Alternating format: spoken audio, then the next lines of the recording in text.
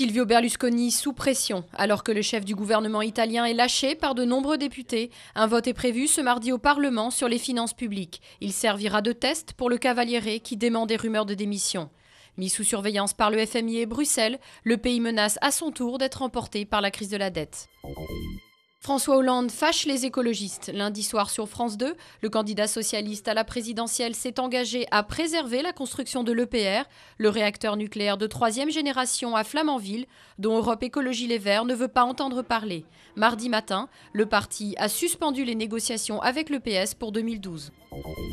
Le clan Jackson et les fans exultent. Le docteur Murray est déclaré coupable d'homicide involontaire pour la mort de Michael Jackson. Après 6 semaines de procès fleuve à Los Angeles, le jury a reconnu une négligence criminelle de la part du cardiologue du roi de la pop, décédé d'une intoxication au propofol, un puissant sédatif.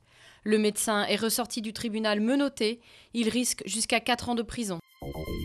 La pauvreté progresse et ce sont les jeunes de 18 à 25 ans qui sont les plus touchés.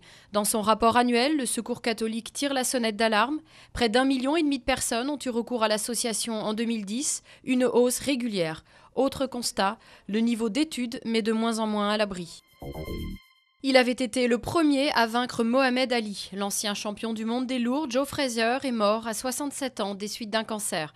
L'Américain, alias Smoking Joe, s'était emparé du titre des poids lourds en battant son rival au Madison Square Garden de New York en 1971, un duel légendaire qui fut surnommé le combat du siècle.